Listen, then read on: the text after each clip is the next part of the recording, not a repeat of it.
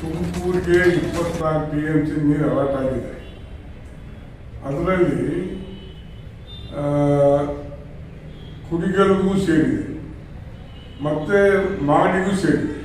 ಈಗಾಗಲೇ ಚಾನಲೆಲ್ಲ ವೈಡಲ್ ಮಾಡಿ ನೀರು ಬಂದಿದೆ. ಈ ಸರಿ ಹೇಳುವ ಮಳೆಯಾಗಿದೆ, ಎಲ್ಲರೂ ನೀರು ಬಂದಿದೆ.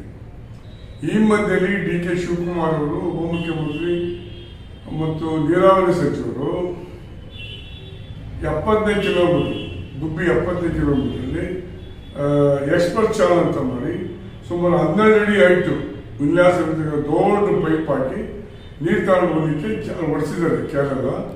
ಅದರಿಂದ ಏನಾಗ್ತದೆ, ಇಡೀ ನಮ್ಮ ಜಿಲ್ಲೆಗೆ ತೊಂದರೆ ಆಗ್ತದೆ. ನೀರು ನಮ್ಮ ತುಮಕೂರು ಕುಡಿಯೋ ನೀರಾಗಲಿ, ಗುಬ್ಬಿ ಆಗಲಿ, CS ಪುರ ಆಗಲಿ, ಮಧುಗಿರಿ ಮತ್ತು ಕೊಡಗೆರೆ, ಇವನ್ ಸಿಲ ಈ ಭಾಗಕ್ಕೆ ನೀರು ಹೋಗೋದಿಲ್ಲ. ಅಲ್ಲಿ ಓಪನ್ ಮಾಡ್ತಾ ಇದ್ರೆ ಎಲ್ಲ ನೀರು ಹೊಂದೋಗ್ತದೆ. ನಾವೇನು ಹೇಳ್ತಾ ಇದ್ದೀವಿ, ಚಾನಲ್ ಮುಖಾಂತರ ತಗೊಂಡೋಗಿ 3 TMC ನೀರು ನಮ್ದೇನು ವಿರೋಧಿಲ್ಲ.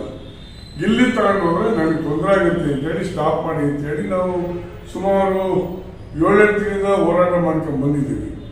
ಆದ್ರೂ ಅವರು ಹಠಮಾರಿತನಕ್ಕೆ ಒಳಪಟ್ಟು ಹಠ ಹಿಡಿದು ನಾವು ಮಾರ್ಷೆ ಮಾಡ್ತೀವಿ ಅಂತಿದ್ದೆ. ಇವತ್ತು ಸಹ ನಾವು ವೇದಿಕೆ ನಾನು ಹೇಳಿದೆ, ಮಾಡಬೇಡಿದ್ದೆ, ಇಲ್ಲ ನಾವು ಮಾರ್ಷೆ ಮಾಡ್ತೀವಿ ಅಂತ ಹೇಳಿದೆ.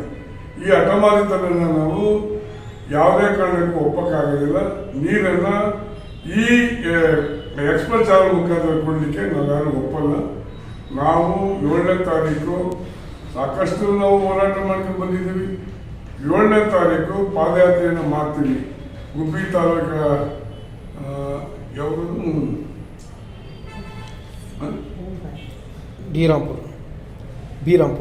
ಬೀರಾಂಪುರದ ಮೇನ್ ರೋಡಿಂದ ಪಾದಯಾತ್ರೆ ಮಾಡಿ ಗುಬ್ಬಿನಲ್ಲಿ ಒಂದು ದೊಡ್ಡ ಸಭೆ ಮಾಡ್ತೀವಿ.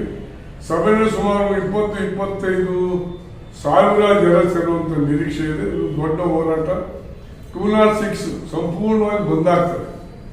ಗಾಡಿಗಳು ಹೋಗ್ಲಿಕ್ಕೆ ನಾವು ಬಿಡೋದಿಲ್ಲ, ಹೋರಾಟ ಮಾಡ್ತೀವಿ. ಟ್ರ್ಯಾಕ್ಟ್ರು, ಎತ್ತಿನ ಗಾಡಿ, ದನ, ಎಮ್ಮೆ ಎಲ್ಲವೂ ಬರ್ತವೆ. ಇವೆಲ್ಲವನ್ನು ಕಟ್ಕೊಂಡು ನಾವು ಹೋರಾಟ ಮಾಡಿ ಈ ಜಿಲ್ಲೆ ಜನತೆಗೆ ನ್ಯಾಯ ಕೊಡಿಸ್ಬೇಕಾಗಿ ನಾವು ಹೋರಾಟ ಮಾಡ್ತೀವಿ. 8ನೇ ತಾರೀಕು ತುಮಕೂರು DC ಆಫೀಸ್ ಮುಂದೆ ಸುಮಾರು 1000 ಜನ ದೊಡ್ಡ ಸಭೆ ಮಾಡಿ ಧರಣಿ ಕೂಡ್ತೀವಿ.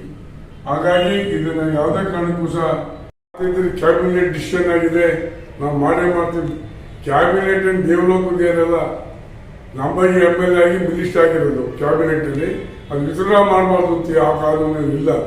ಅನೇಕ ಕ್ಯಾಬಿನೆಟ್ ಡಿಸಿಷನ್ ವಿತ್ಡ್ರಾ ಮಾಡಿದ್ದಾರೆ. ಹಾಗೂ ಸಹ ವಿತ್ಡ್ರಾ ಮಾಡಬೇಕು ಅಂತ ನಾವು ಸರ್ಕಾರಕ್ಕೆ, ಸಿದ್ದರಾಮಯ್ಯಗೆ ನಾವು ಒತ್ತಾಯ ಮಾಡ್ತೀವಿ.